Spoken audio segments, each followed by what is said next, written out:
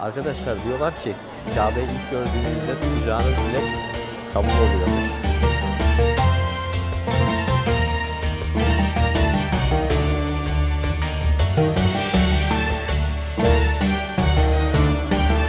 Bu da dünyanın en büyük hakareti.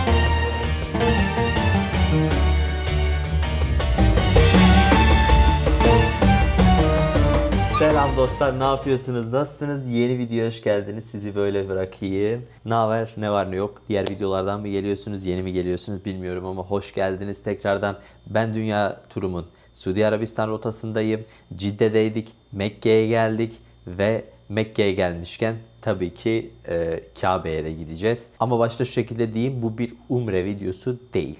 Bu bir ziyaret videosu. Gelmişken gitmek istiyorum. Öyle söyleyeyim size. Ve üzerinde de gördüğünüz gibi eskiden gelen takipçilerim belki şaşırmışlardır falan. Arkadaşlar Kabe'ye ihramsız gitmek yasak. Haram bölgesine dediğimiz yere ihramla gitmen gerektiği için Cidde'den ihram satın aldım burada kullanmak için. Aslında gündüz gitmek istiyordum. Gündüz çok sıcak olduğu için, bir de beyazlardan yansıma olduğu için akşam üzeri gitmemiz daha güzel olur dedim. Size şu şekilde kısaca bir şey bahsedeyim. Bir Suudi Arabistan serisi çekiyorum.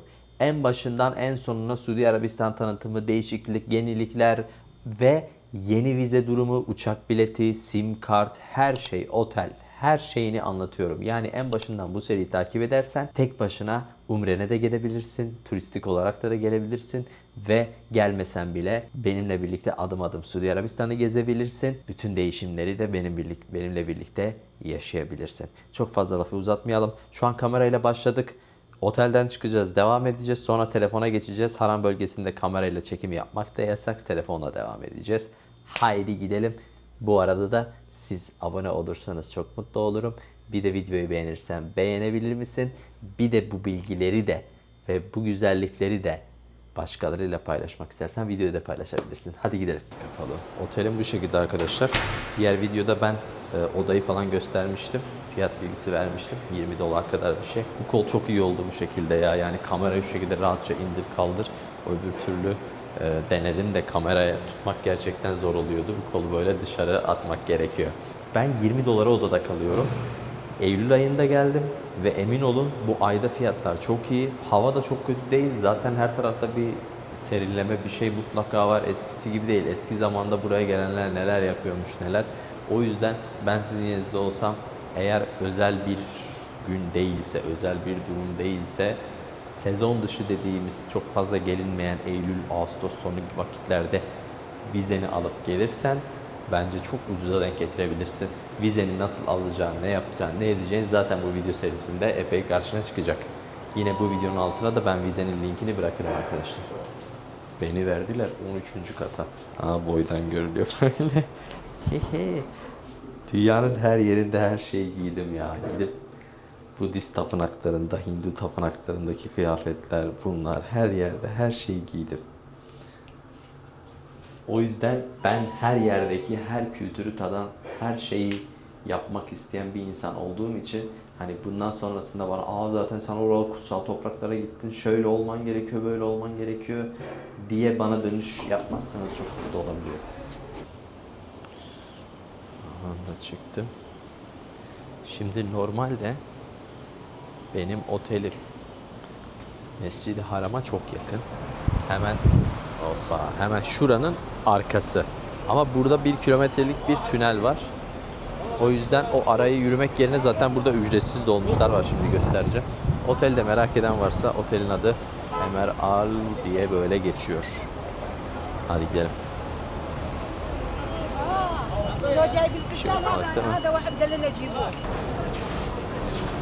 Şöyle geldik. Burada da işportacılar. Kalabalığa bak. Şöyle. Şimdi arkadaşlar zaten bu tür şeylerin ekstradan videosu olacak. Bu Kabe videosu. Muhtemelen bundan sonraki videolar Mekke'nin sokakları falan tarzında bir şey olacak.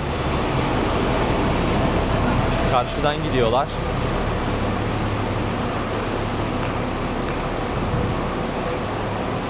Duran gidiyor mu acaba ya? Bu gidiyordur ya, bineyim.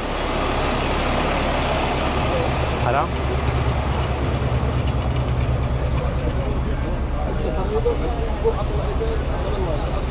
İndim böyle.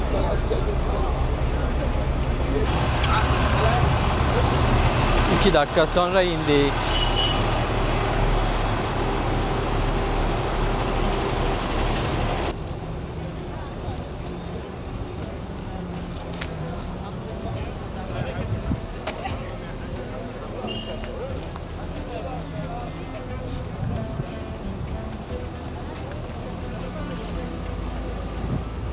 Şöyle geçelim. Evet arkadaşlar, geldik. Dünyanın en büyük mescidine, İslam aleminin mabedine ve dünyadaki Müslümanların hepsinin hayali olan Kabe'ye geldik. Şimdi yavaştan içeri gideceğim. Birazdan ileride telefona geçeceğim. Haydi gidelim. Sürekli bir genişleme projesi var burada. Sürekli genişletiyorlar. Her zaman yetmiyor, biraz daha genişletiyorlar. Her zaman yetmiyor, biraz daha genişletiyorlar. Bu son halinde dediklerine göre şimdi aşağıda en yoğun vakitte 200.000 kişi tavaf edebiliyormuş. Ama yukarı taraflara da yer yapmışlar ya, 2 kat var, böyle tekrardan tavaf edebiliyorlarmış. Orayla birlikte milyonu geçiyormuş bu arada. Aynı anda tavaf edebilen kişi sayısı ve bu çok ciddi bir rakam gerçekten. Bunu daha da genişletmek istiyorlar. Sürekli her yerde bir tadilat, bir şeyler var. Güzel. Şu karşıda gördüğümüz arkadaşlar zemzemlerden bir tanesi. Şimdi ileride falan denk gelirsek sakinliğine içeriz. Bu arada ben dün bir keşif için geldim. Bazen sizinle birlikte keşfediyorum. Bazen de önceden gelip bir keşfetmek istiyorum. Bu arada şöyle de bir bilgi vereyim size. Bu çok iyi oldu, açtım ya. Kamerayı kaldırabiliyorum en azından. Bu arada size şu şekilde bir bilgi vereyim. Bu bir umre videosu değil. Ben din adamı değilim. Ben size dinle ilgili bir bilgi vermeyeceğim. Normalde videolarımda bilgi vermeyi severim. Ben size buraları gezdireceğim. Buraları göstereceğim. Onun dışında tarihi birkaç bilgisi varsa onlardır. Onun dışında ben din adamı değilim. Denk gelirsek biri bir şey söylemek isterse okey. Zaten yani gittiğim yerlerde de dinler, ibadetler hakkında yorumlarımı çok fazla yapmamaya çalışıyorum. Burada da yapmayacağım. Çok fazla konuşmayayım, etrafı izleyin. Şu karşıda gördüğünüz neydi ya? Ebraj Al Bait. Evet, Ebraj Al Bait diye geçiyor o yapının tamamı. Ortadaki de Zemzem Kulesi diyorlar ona. Saat Kulesi. O yapıldığında dünyanın en büyük saat kulesi olacaktı. Ondan sonra bir daha yaptılar mı acaba daha büyüğünü? Şimdi buranın videosu olacak. Okey. Sonraki videolarda da oranın arka sokaklarına falan gideceğiz. Oraları gezeceğiz. Hatta ben böyle hacıların falan gitmedikleri, tur şirketlerinin götürmedikleri arkada Mekke sokakları var. Oralara falan da gireceğim. Şurası abdest yerleri. Şurada da yine zemzemler var. Vallahi bir sürü kapı var. Ama içeride de sürekli bir oradan oraya ayrım böyle olduğu için biz hangi kapıdan gidelim? Şimdi askerlere çok yaklaştık. Telefona geçeyim ben ya. Risk almayalım. Şimdi şu kapıdan yolumuzu bulmaya çalışalım. Normalde ana kapı o tarafta. Ama burası da açıkmış, bir gidelim bakayım nereye gidiyor. Of, ne serinlik geldi.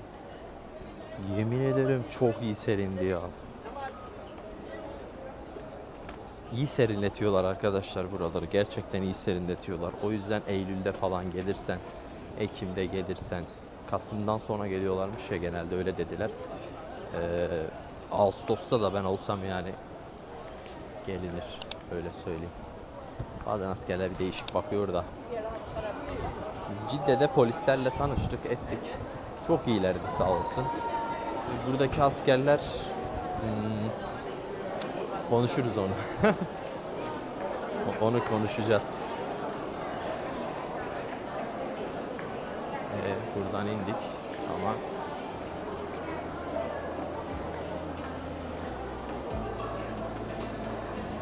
bak şunlar zemzem bidonları.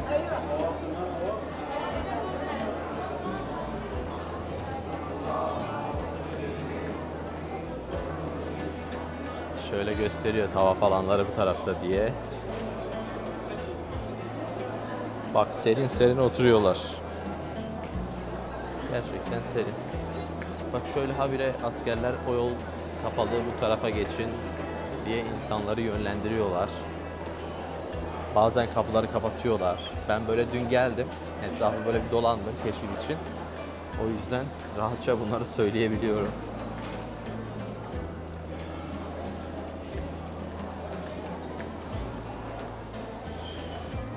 Hadi gelin bir zemzem içelim.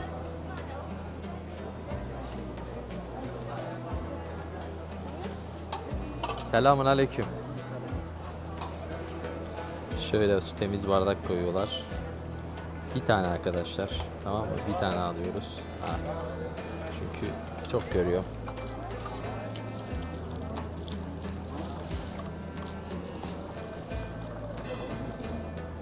Şöyle doldurduk.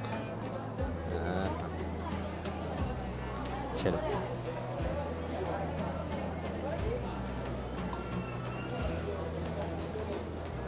Serinmiş. Ah. Şöyle ikincisi de buraya koyduk.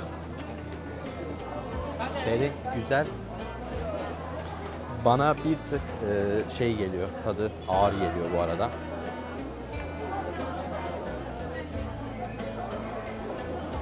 O da herhalde içerisindeki mineral şeyleri normal sudan daha fazlaymış.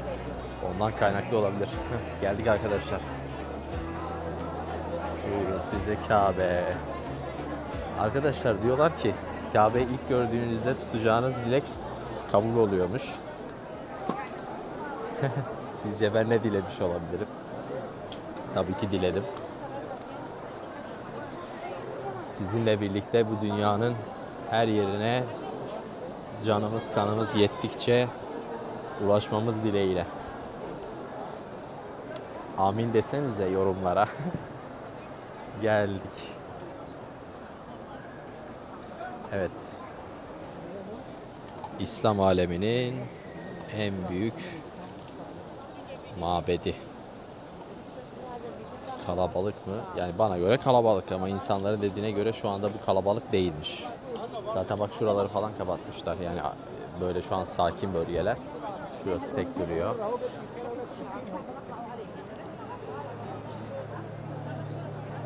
Ve şu an gerçekten serin.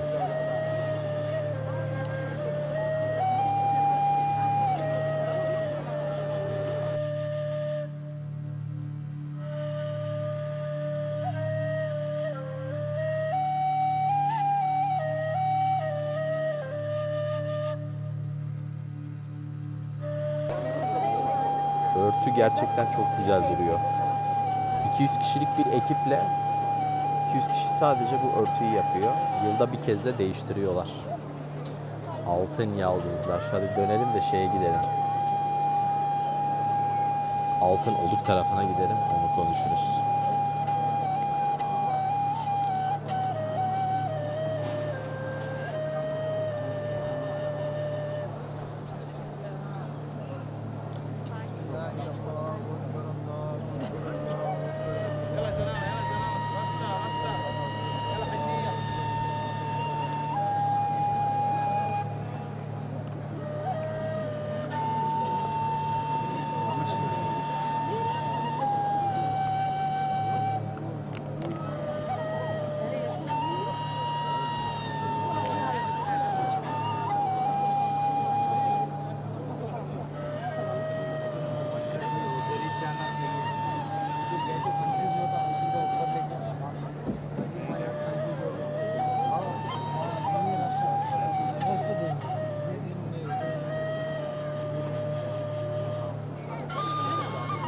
Bak geldik altın kapıya. İçeriye sadece devlet büyükleri giriyor. Hatta dışarıdan gelen devlet büyükleri de girebiliyor. Mesela bizim Cumhurbaşkanı Erdoğan o geldiğinde de içeriye girip namaz kılmış.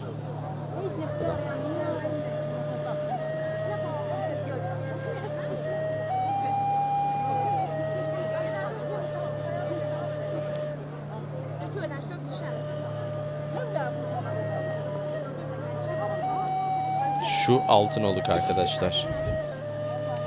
Bu Altınoluk şu anki gördüğümüz en son Abdülmecit'in gönderdiği Altınoluk. Ondan öncesinde de 4. Murat altın kaplattırıyor. Tabii ondan öncesi de var bunun, Emeviler döneminden falan da zaten varmış. Ama en sonki şu gördüğümüz Altınoluk Abdülmecit tarafından yapılan Altınoluk.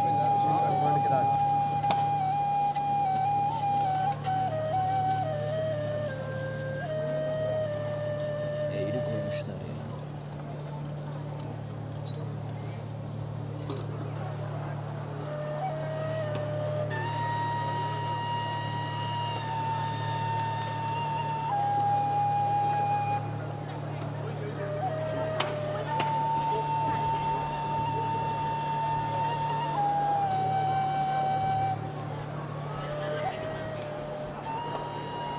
Şimdi Safa Merve tarafına gideceğiz.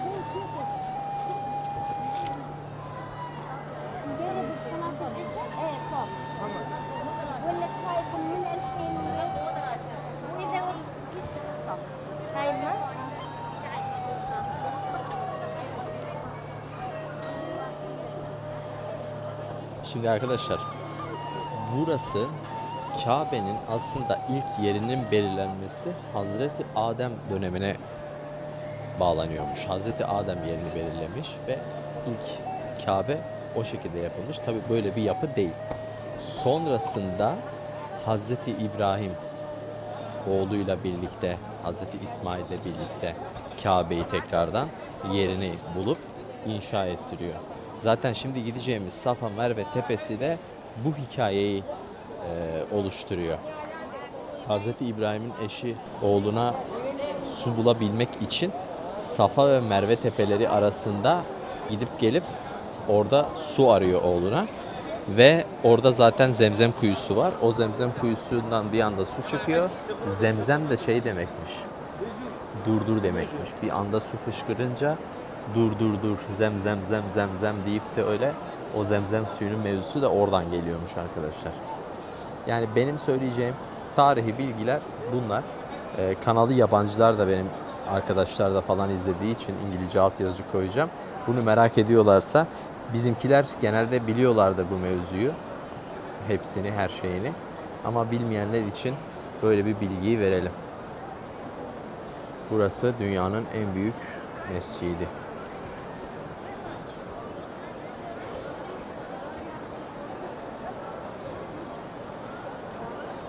Bu da dünyanın en büyük hakareti. Diyeceklerim bu kadar. Şurada da hurma dağıtıyorlar. Gereklidir arkadaşlar. Burada hava sıcak. Etrafta, içeride tabii ki yiyecek bir şey yok. İnsanlar burada bazıları çok vakit geçiriyor olabilir. Şekeri düşüyordur, sıcakta fark etmez. Ara ara bunu yapmaları çok iyi, çok mantıklı. Hatta ben size şöyle bir tavsiyede bulunayım mı? Burada çok fazla dilenci var. Pardon, dilenci demeyeyim. Çok fazla insanları kandırmaya çalışan dolandırıcılar var. Gelip de hepsi aynı hikaye. İşte taksi parası, annem hasta, otele götüreceğim, taksi parası. İlk başta inanıyorsunuz, sonra bakıyorsunuz ki 10 dakikada 10 tane adam aynı şeyi söyleyerekten para istiyor. Bu artık dolandırıcılık. Böyle insanların manevi duygularını sömürerekten paralarını alıyorlar. Onlara para vereceğinizde bak şu her yerde adamlar temizlik yapıyorlar. Bak yemek dağıtıyorlar. Buraya hizmet eden insanlara verin. Tamam, maaşlı onlar ama bir emekleri var. Sen diğerine veriyorsun, emeği yok, üstüne dolandırıcılık var. En azından bak adam, bak temizlik yapıyor. Eminim içinizde bazı insanlar vardır. Ben burada bir temizlikçi olaydım, ne olursa olaydım diyen. Bak bunlar temizlik, bak adam temizlik yapıyor. Çıkarın bunlara verin bir şeyler. Gidip dolandırıcılara paranızı kaptırmayın. Ben böyle bir yorum getirdim.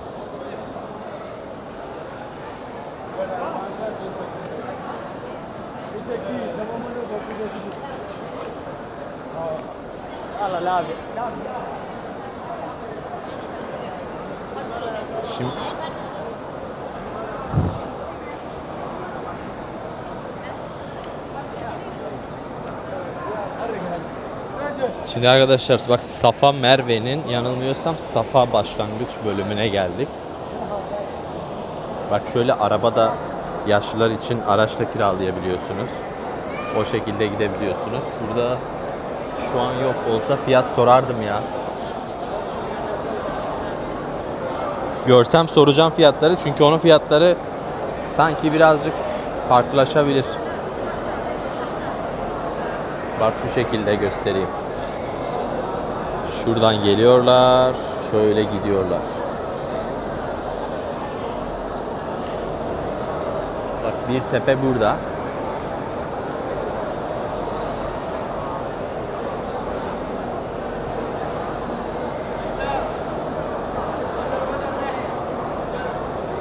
Hadi gidelim. Bir tur atalım. Dediğim gibi arkadaşlar benimki bu umre ziyareti değil. Evet, normal diyeceksiniz ki bunu 7 kez yapman gerekiyor. Ben şu an umre yapmıyorum. O yüzden ama bu duyguyu da tatmak istediğim için bir tur atacağım burada.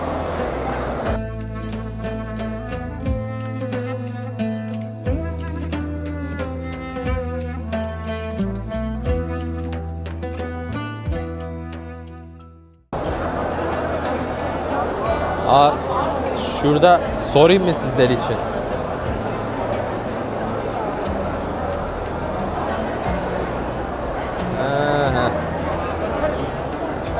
Şöyle gidiyor. Selamünaleyküm. Yok, benim ihtiyaç yok, sağ olasın. Ne kadar fiyatı? How much is this? How much is this? قفل هذا اول قفل هذا Şeyde kamerayı kapat diyor. Ondan sonra söyleyecek. Bu ne demek? Kamerayı kapat sonra söyleyeceğim dedi. Anladınız artık ne demek olduğunu. Ben yorum yapmıyorum.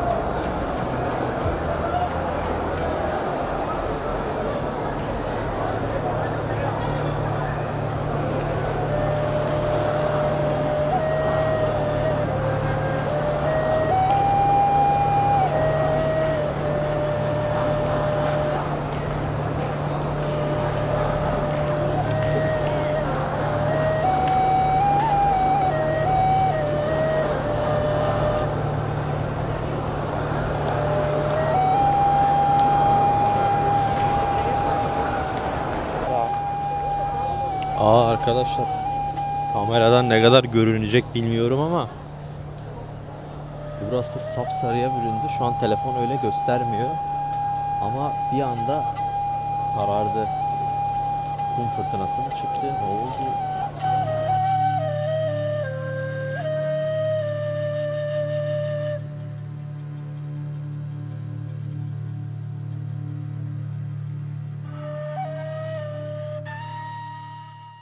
Şimdi diyeceksiniz ki neden gittin bile bile arabanın fiyatını sordum. Bilerek sordum. Çünkü öyle bir şey yaptıklarını biliyorum. Dün gece de sormuştum. Farklı farklı fiyat çekip çok yüksek fiyat çekip duruyorlar. Bu videoları Suudi Arabistan turizmi açılmak istiyorsa bu videoları belki denk gelip izliyor olabilirler diye ben kalkıp da bunu kayıt altına almak istedim. Gördüğünüz gibi kapat dedi söylemek için. Neden? Böyle bir şey kayıt altına alınsın istemediği için. Suudi Arabistan devleti böyle bir konuya el atıp insanları böyle bir mağduriyetten kurtarırsa çok güzel olur. Belki buna vesile oluruz. Namaz vakti, çok fazla uğratmıyorum. Bir sonraki videoda görüşmek üzere arkadaşlar. Dediğim gibi benim ziyaret bu kadardı. Çok fazla detaylı size tabii ki bilgi veremem. Ben din adamı değilim. Kendinize çok iyi bakın. Tüm Suudi Arabistan serilerini izlemeyi unutmayın. Bilgileri almayı unutmayın. Kendinize iyi bakın. Görüşürüz.